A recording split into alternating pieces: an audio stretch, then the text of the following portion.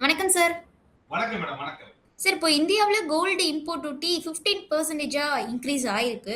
So 2013ல இந்த மாதிரி நடந்தப்போ import duty வந்து இன்க்ரீஸ் ஆனப்போ, கோல்டு ஸ்மக்லிங்லாம் வந்து ரொம்பவே இன்க்ரீஸ் ஆச்சு. ஸோ அந்த மாதிரி இப்பவும் நடக்கும் அப்டின்ற ஒரு பயம் இருக்குதா சார்? இல்ல கண்டிப்பா இருக்குங்க. முதல்ல என்ன விஷயம்னா, இப்ப என்ன ஆகும்னா, இந்தியாவோட கோல்டு விலை அதிகமா இருக்கிறதுக்கான காரணம் எதுவா இருக்கும்னா, இந்த 15% ஆஃப் எக்ஸ்போர்ட் டியூட்டியா இருக்கும். அப்ப என்ன ஆகும்? இன்டர்நேஷனல் மார்க்கெட்ல கிடைக்கக்கூடிய கோல்டுக்கும், இந்தியாவுல கிடைக்கக்கூடிய கோல்டுக்கும் நடுவுல ஒரு மிகப்பெரிய ஒரு விலை டிஃபரன்ஸ் ஏற்படும். உதாரணத்துக்கு பக்கத்துல துபாய்க்கு போறோம், இல்ல பூட்டானுக்கு போறோம் அப்படின்னு சொன்னோம்னா, அங்க கோல்டோட விலை வந்து இந்தியாவை விட 15% கம்மியா கிடைக்கும் பொழுது, ஆட்டோமேட்டிக்கா நம்ம அங்க போய் கொண்டு வர்றதுக்கு முயற்சி விடுவோம் இல்லையா? சில குறிப்பிட்ட குவாலிட்டி வந்து கவர்மெண்ட் அலோவ் பண்றாங்க. பட் அதுக்கு மேல கொண்டு வரும் பொழுதுதான் அது ஸ்மக்லிங் கேட்டகரிக்குள்ள நம்ம கொண்டு போறோம். டாக்ஸ் கட்டாம கொண்டு வரும்போது ஸ்மக்லிங் அப்படிங்கிறது. ஸோ நார்மலா இந்த மாதிரி அதிகமான இம்போர்ட் டியூட்டி வரும்பொழுது ஸ்மக்லிங் அதிகரிக்கிறது அப்படிங்கிறது நம்ம ஹிஸ்டாரிக்கலா பார்த்துருக்கோம். அதுக்கப்புறம் நம்மளுடைய இம்போர்ட் டியூட்டி கம்மி பண்ணதுக்கு அப்புறம் 6% கம்மி பண்ணதுக்கு அப்புறம் அந்த ஸ்மக்லிங் கம்மியானதையும் நம்ம பார்த்துருக்கோம். இப்போ மீன்வைல் இப்போ மறுபடியும் அதிகப்படுத்தி இருக்கிறதுனால ஸ்மக்லிங் மறுபடியும் நடக்கிறதுக்கான பாசிபிலிட்டிஸ் இருக்கு. பட் நீங்க 2013 இருந்த செக்யூரிட்டி சிஸ்டம் காட்டிலும் இப்போ வந்து நம்மளுடைய கஸ்டமர்ஸ் வந்து ரொம்பவுமே பவர்ஃபுல்லா இருக்காங்க. இப்ப இருக்கக்கூடிய ஸ்கேனிங் மெத்தட்ஸ், இப்போ இருக்கக்கூடிய அளவுக்கான டெக்னாலஜி அப்படிங்கிறது இந்த மாதிரியான ஸ்மக்லிங் நடத்தும் பொழுது கண்டுபிடிக்கிறதுக்கான வாய்ப்புகள் ரொம்ப அதிகமா இருக்கு, மாற்றத்துக்கான வாய்ப்புகள் ரொம்ப அதிகமா இருக்கு. ஸோ அந்த அளவுக்கு முயற்சிகள் நடக்கும்னு நம்ம சொல்லலாம். ஆனா அதே அளவுக்கு ஸ்மக்லிங் பண்ணி உள்ள கொண்டு வர முடியுமா, இந்தியாக்குள்ள கொண்டு வர முடியுமா அப்படிங்கிறது ஒரு கொஸ்டின் மார்க் தான்.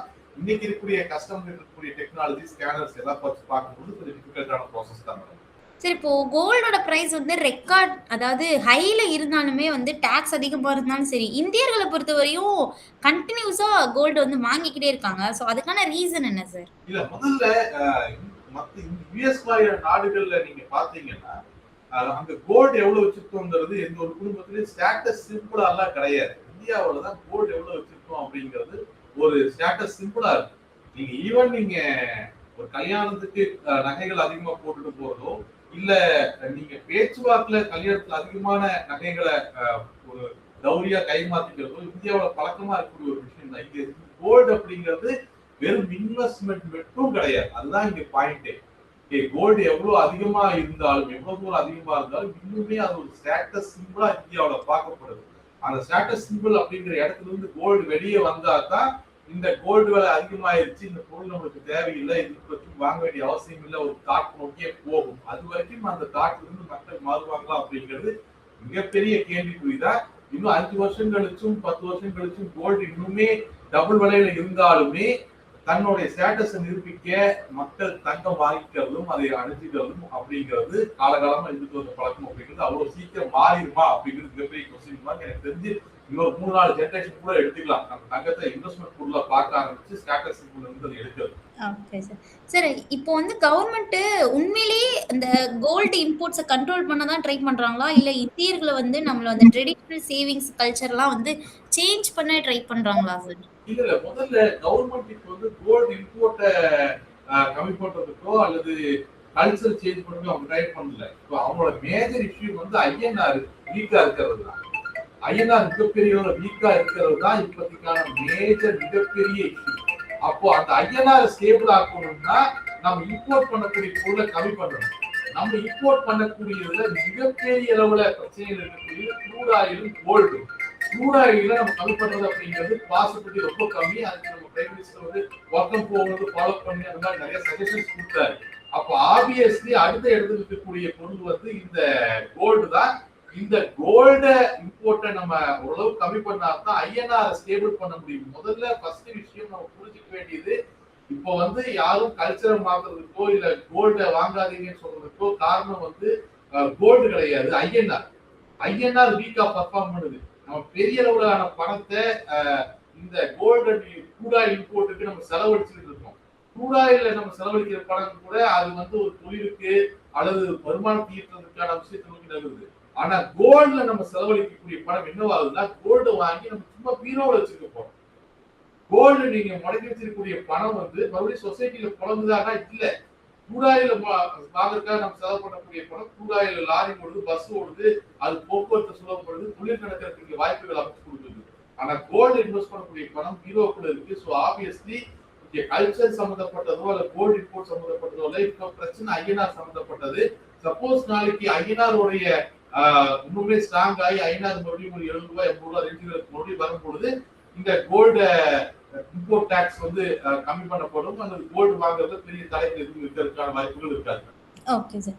சார் இப்போ கோல்டு இம்போர்ட் டியூட்டியை இன்க்ரீஸ் பண்றது உண்மையிலேயே நம்மளுடைய ரூபீஸோடைய வேல்யூக்கும் ஃபாரெக்ஸ் ரிசர்வ்க்கும் செக்யூரா இருக்குமா இல்ல எந்த அளவு இம்பாக்ட் இருக்கும் சார் இதனால? பர்பஸே அதுதான் மேடம். இப்போ கோல்டு வந்து அதிக அளவு இம்போர்ட் டியூட்டி கோல்டுக்கு அதிக அளவு இன்க்ரீஸ் பண்ணிட்டோம்னா தங்கத்தோட விலை ரொம்ப அதிகமா இருக்கும். மக்கள் அதை வாங்கக்கூடிய மக்களுடைய அவசியம் வந்து கம்மியாகவும் எதிர்பார்க்கும். இம்போர்ட் டியூட்டி அதிகப்படுத்தும் பொழுது கோல்டோட விலை அதிகமாகும் பொழுது வாங்கக்கூடிய மக்கள் வந்து அதைய கம்மியா வாங்குவாங்கன்னு ஒரு எதிர்பார்ப்பு நம்ம பண்ணுவோம். பட் அது மக்களோட கையில தான் இருக்கு. பட் இப்படி பண்றதுனால கோல்டோட இம்போர்ட் டியூட்டி அதிகப்படுத்துறதுனால கோல்டு வாங்கக்கூடிய ஒரு எண்ணிக்கை கம்மியாகிறதுனால ஐஎன்ஆர் வந்து ஓரளவுக்கு ஸ்ட்ராங் ஆகும். ஏன்னா யூஎஸ் ஸ்பெண்ட் பண்றது கம்மியாகும். ஸோ இன்டெரக்டா இது ஃபாரின் ரிசர்வ் அதிகப்படுத்துறதுக்கான வாய்ப்பு தான். பட் இது இம்ப்ளிமெண்ட் பண்ணியிருக்கோம். பட் எந்த அளவுக்கு மக்கள் இதுக்கு ஒத்துழைச்சு கோல்டு வாங்குறது கம்மி பண்ணுவாங்கன்னு தெரியல. பார்க்கலாம். சார் இப்போ இந்த கோல்டோட ப்ரைஸா இருக்கட்டும், இந்த இப்போ இம்போர்ட் டியூட்டி இன்க்ரீஸா இருக்கட்டும், இது ரெண்டுமே இப்போ இன்க்ரீஸ் ஆனது மிடில் கிளாஸ் ஃபேமிலிஸ்க்கு அவங்களுடைய வெட்டிங் அண்ட் ஜுவல்லரி பர்ச்சேஸை போஸ்ட்மான் பண்ண ஆரம்பிப்பாங்களா? இல்லை அவங்களுக்கு எவ்வளோ சார் இம்பாக்ட் இருக்கும் இதனால? இல்ல பொதுவா நீங்க மிடில் கிளாஸ் ஃபேமிலின்னு எடுத்துக்க வேண்டாம். கோல்டு யாரெல்லாம் மேரேஜ்ல ஒரு ஸ்டேட்டஸ் சிம்பிளா பார்க்கக்கூடியவங்க அவங்க எல்லாத்துக்குமே இது பெரிய பிரச்சனை தான். ஏன்னா நீங்க இன்னைக்கு ஈவன் நீங்க தமிழ்நாடுகள்ல நிறைய இடங்கள் தமிழ்நாடு இந்தியாவில இருக்குன்னா என் கல்யாணத்துக்கு 2 பவுன் வச்சு உங்க கல்யாணத்துக்கு 2 பவுன் நிக்கணும் அப்படிங்கிற ஒரு பேச்சு தான் நம்ம பார்க்கணும். என் கல்யாணத்துக்கு 5 பவுன் வச்சோம்ல நீ எதுக்கு 1 பவுன் வைக்கிற அப்படிங்கிற சண்டைகளையும் கூட நம்ம பார்க்கணும். அந்த அளவுக்கு கல்யாணத்தை பொறுத்த வரைக்கும் அந்த மேரேஜ் ஃபெஸ்டிவல் பொறுத்த வரைக்கும் கோல்டுங்கிறது ஒரு மிகப்பெரிய ஸ்டேட்டஸ் சிம்பிளா இருக்கு. ரெண்டாவது 5 வருஷத்துக்கு முன்னாடி நடந்த கல்யாணத்துல 2 பவுன் வைக்கிறதும் இப்போ வந்து அதே அளவு 2 பவுன் வைக்கிறதும் அக்கா பொருளாதார ரீதியா ஒரு சரிசமமாகவும் இல்லை. பட் மக்கள் தன்னுடைய ஸ்டேட்டஸை நிரூபிக்கிறதுக்கு இந்த ஜுவல்லரியை வாங்கிட்டே தான் இருக்க போறாங்க. இது மாதத்துக்கு 2-3 தலைமுறை ஆகும். அது வரைக்கும் இந்த இஷ்யூஸை நம்ம ஃபேஸ் பண்ணிட்டே தான் இருக்கும். ஏன்னா நீங்க 2-3 ஏங்கல்ல கோல்டு லாக் ஆயிருக்கு. ஒண்ணு வந்து தங்கம் வந்து என்னைக்கு இருந்தாலும் விலை ஏறிடும் அப்படிங்கிற ஒரு நம்பிக்கை வந்து மக்கள் கிட்ட இருக்கு. ரெண்டாவது தங்கம் எவ்வளவு வச்சிருக்கோமோ அதுதான் நம்மளுடைய செல்வாக்கு நம்மளோட ஸ்டேட்டஸ் காமிக்கும் அப்படிங்கிற நம்பிக்கையும் நிறைய மக்கள் கிட்ட இருக்கு. கல்யாணத்துக்கு நம்ம எவ்வளவு தங்க போறோம் அப்படிங்கிறத பொறுத்துதான் நம்மளுடைய கௌரவம் வெளியிட்டு பிரதிபலிக்கும் அப்படிங்கிறதையும் மக்கள் வாங்குறாங்க. ஸோ அதனால ஃபெஸ்டிவல் சீசன் வரும்போது ஜுவல்லரி வாங்குறதும் அதுக்கான இன்வெஸ்ட்மெண்ட்ஸ் அதிக அளவுல மக்கள் ஸ்பெண்ட் பண்றதும் ஈவன் அது தங்க விலை அதிகமா இருந்தாலும் நடக்கும். அதிகமா இருந்தாலும் நடக்கும். இந்த சூழ்நிலை மாறக்கூடிய டைம் ஆகும். பட் அது வரைக்கும் அதிகமா நம்ம ஸ்பெண்ட் பண்ண ஐஎன்ஆர் இன்னுமே வீக் ஆகிட்டு இருக்கும். ஸோ ஆப்வியஸ்லி இந்த மாதிரியான ரூபாய் ஸ்டேபிளா இருந்தாலும் கூட பரவாயில்ல. ரூபாய் ஸ்டேபிளா இருக்கும் பொழுது ஐஎன்ஆர் கோல்டுக்கு அதிகமா ஸ்பெண்ட் பண்ணணும்னா பிரச்சனை கிடையாது. ரூபாயுமே ரொம்ப அதிக விலையா இருக்கும் பொழுது எதுக்கு கவர்மெண்ட் இம்பார்ட்டன்ஸ் கொடுக்குது அப்படிங்கிறது பார்க்கும்போது கோல்டுக்கு இம்போர்ட் டியூட்டி அதிகப்படுத்தி கோல்டு வாங்குறது கட்டுப்படுத்துறது தான் கவர்மெண்ட் இருக்கக்கூடிய ஒரு வாய்ப்பு. அதை தான் பண்ண. ரெண்டாவது நீங்க இன்னுமே முக்கியமான ஒரு விஷயத்தையும் நீங்க பார்க்கணும். ஐஎன்ஆர் தான் இங்க குறிக்கோள். ஈவன் இன்னைக்கு கூட கவர்மெண்ட் என்ன அனௌன்ஸ்மெண்ட்ஸ் கொண்டு வர்றாங்க அப்படின்னு சொன்னா ஃபாரின் இன்வெஸ்டர்ஸ் இந்தியன் பாண்டை வாங்குறதுக்கான டாக்ஸை கட் பண்றதுன்னு அப்படிங்கிற ஒரு விஷயத்தை கொண்டு வர்றாங்க. அதாவது ஃபாரின் இன்வெஸ்டர்ஸ் இந்தியன் பாண்ட்ஸ் வாங்கினா அதுக்கான டாக்ஸ் இருக்கு இல்லையா, அதை கட் பண்றோம். அதனால அதிகமான ஃபாரின் இன்வெஸ்டர்ஸ் இந்தியன் பாண்ட்ஸ் வாங்க வருவாங்க. அதிகமான யூஎஸ்டி வரும். அது ஐஎன்ஆர் ஸ்ட்ராங் ஆகும் அப்படிங்கிற ஒரு எதிர்பார்ப்பும் இருக்கு. இது எல்லாமே ஐஎன்ஆர் மையப்படுத்தி தான் இன்னைக்கு நடந்துட்டு இருக்கு. இப்ப 2013 இருந்து இப்போ 2026 வரை வந்து இந்தியாவை பொறுத்தவரையும் கோல்டு பாலிசி திரும்பவும் அதே பாதையை தொடர்ந்து வருதா சார் அந்த பாலிசி? ஆமாங்க. இது இப்பத்து வரைக்கும் நம்ம அப்படியே ரிப்பீட் பண்ணிருக்கோம் அப்படிங்கறதா அதே பழைய 15% டாக்ஸ் எல்லாமே கொண்டு வந்திருக்கோம். இப்போ அதை ரிப்பீட் பண்ணிருக்கோம். அதுக்கான சூழ்நிலைகள் நம்ம இருக்கிறோம். பட் வந்து இது நிரந்தரமா இருக்குமா அப்படிங்கிறது எனக்கு கேள்வி இருக்கு. ஒருவேளை வருங்காலங்கள்ல ஐஎன்ஆர் ரொம்ப ஸ்டேபிள் ஆகி கூடாய் விலை கம்மியாகி இந்த ஜியோ பொலிட்டிக்கல் டென்ஷன் கம்மியாகிற பொழுது மறுபடியும் இந்த எக்ஸ்போர்ட் டியூட்டியை வந்து கவர்மெண்ட் கம்மி பண்றதுக்கான வாய்ப்புகள் இருக்கு. ஸோ இப்போதைக்கு நம்ம பேக் டு ஓல்ட் டேஸ் அதே இம்போர்ட் டியூட்டியில வந்து மாட்டியிருக்கோம். பட் இது நிரந்தரமானதா அப்படிங்கிறது இன்னொரு 6-7 மாசம் போனா தான் நமக்கு தெரியும். சார் இப்போ இந்த டியூட்டி ஹைக் அப்புறமா இந்த கோல்டு இடிஎஃப் இருக்கட்டும் டிஜிட்டல் கோல்டா இருக்கட்டும் இது எல்லாமே வந்து மக்கள் சூஸ் பண்ற ஒரு ஆல்டர்னேட்டிவா சேஞ்ச் ஆகுதா சார்? இல்ல எப்படி மக்கள் பாக்குறாங்க? இப்போ பிசிக்கல் கோல்டை தவிர இதையுமே வந்து வாங்கலாம் இன்வெஸ்ட்மெண்ட் பண்ணலாம் அப்படின்ற ஐடியா வருமா சார் மக்களுக்கு? இல்ல கோல்டை வெறுமனே இன்வெஸ்ட்மெண்டா மட்டும் பார்க்கக்கூடியவங்க ஆல்ரெடி நிறைய பேர் இந்த கோல்டு இடிஎஃப் நோக்கி நகர்ந்துட்டாங்க. நீங்க லாஸ்ட் இயரோட வால்யூம் பாத்தீங்கன்னா கோல்டு இடிஎஃப் வால்யூம் மிகப்பெரிய இன்க்ரீஸ் ஆயிருக்கு. கோல்டு இன்வெஸ்ட்மெண்ட் பர்பஸ்க்காக வாங்கக்கூடியவங்கள நிறைய பேர் ஆல்ரெடி கோல்டு இடிஎஃப் நோக்கி நகர்ந்துட்டாங்க. பட் கோல்ட ஸ்டேட்டஸ் சிம்பிளாகவும் மேரேஜுக்காகவும் ஜுவல்லரியாகவும் வாங்கக்கூடியவங்களோட எண்ணிக்கை வந்து மாறாது. அது அவங்க அங்கேயே தான் ஸ்டே பண்ணுவாங்க. பட் இன்வெஸ்ட்மெண்ட் பர்பஸ் அப்படிங்கிறதுக்காக வாங்கக்கூடியவங்களோட எண்ணிக்கை இன்க்ரீஸ் ஆகி இடிஎஃப் நோக்கி நகர்ந்துட்டு இருக்கு. இன்னும் கொஞ்ச காலத்துல இன்னும் அதிகமா நகரும். ஒரு காலகட்டத்துக்கு மேல ரொம்ப எடுத்துக்க வேண்டியது இருக்கும். 4-5 வருஷம் கழிச்சு நம்ம பார்க்கும்பொழுது ஜுவல்லரியா வாங்கக்கூடியவங்களோட கோல்டு வாங்கக்கூடியவங்களோட எண்ணிக்கை அப்படிங்கிறது மிகப்பெரிய குறைஞ்ச அளவுல அந்த கடைகள்ல ஜுவல்லரி வாங்கக்கூடிய எண்ணிக்கை ரொம்ப குறைஞ்சு போயும் இன்வெஸ்ட்மெண்ட்டுக்காக கோல்டு வாங்கக்கூடியவங்க இடிஎஃப் நோக்கி நகர்வது, கோல்டு பாரா காயினா இல்லாம இடிஎஃப் நோக்கி நகர்வதும் டிஜிட்டல் நோக்கி நகர்வதும் அப்படிங்கிறது மிகப்பெரிய அதிகரிக்கும். ஸோ இது வந்து காலப்போக்கில் மாறிடும். இன்னைக்கு அந்த மாற்றத்தை நம்ம பார்க்கிறோம். அது இடிஎஃப் டேட் ஓவரை பார்த்தோம்னாலே நம்மளால புரிஞ்சுக்க முடியும். சார் இப்ப இந்த நியூ கோல்ட் டியூட்டி இன்க்ரீஸ் பண்ணதுக்கு அப்புறம் அதனால இந்த ஆர்கனைஸ்டு ஜுவல்லர்ஸ் தான் வந்து ரொம்ப பெரிய இம்பாக்ட சந்திக்கிறாங்களா சார்? ஆமா மேடம், இங்க பாதிக்கப்பட்டதுல வந்து மிகப்பெரிய ஒரு இடம்னா மிகப்பெரிய ஒரு டிபார்ட்மெண்ட்னா இந்த ஜுவல்லரி ஷாப் வச்சிருக்கக்கூடியவங்க தான். அதுலயுமே 2 விஷயங்கள் அவங்களுக்கு பாதிச்சது. ஃபார் எக்ஸாம்பிள் ஃபர்ஸ்ட் டைம் வந்து பிரைம் மினிஸ்டர் மோடி அவர்கள் வந்து தங்கம் வாங்குறத முக்கியமானதா இல்லைன்னா கொஞ்சம் தள்ளி போடுங்க அப்படின்னு சொன்னதும் இம்போர்ட் டியூட்டியை அதிகப்படுத்துறது 2 விஷயமே மிகப்பெரிய அளவு ஜுவல்லரிஸை பாதிச்சிருக்கு. பங்கு சந்தைகள்லயுமே கோல்டு ஜுவல்லரிகளுடைய அந்த கடைகளுடைய ஸ்டாக்குகள் பெரிய அளவுல சரிவடைந்து இருக்கிறத நம்ம பார்க்கிறோம். பட் ஜுவல்லரியோட அசோசியேஷன்ஸ் எல்லாம் சேர்ந்து பிரதமர் மோடி கிட்ட அப்பாயின்மெண்ட் வாங்கி இருக்கிறதாகவும் அவங்க பேச்சுவார்த்தைக்கு போறதாகவும் நிறைய தகவல்கள் வெளிவருது அன்அபிஷியலா. பட் அது எந்த பாசிபிள் அப்படிங்கிறது தெரியல. பட் இப்போ வந்திருக்கக்கூடிய நியூஸை பொறுத்த வரைக்குமே ஜுவல்லரியோடைய ஸ்டாக்குகளை மிகப்பெரிய பாதிச்சிருக்கு. அவங்களோட வியாபாரத்தையுமே இது பாதிச்சிருக்கு. சார் இப்போ இம்போர்ட் டியூட்டி இன்க்ரீஸ் அப்படின்ற ஒரு ரீசனால பீப்புள்ஸ் எல்லாரும் திரும்பவும் இந்த அன்அபிஷியலா கேஷ் கோல்டு மார்க்கெட்டுக்கு திரும்புற சிச்சுவேஷன் உருவாகுமா சார்?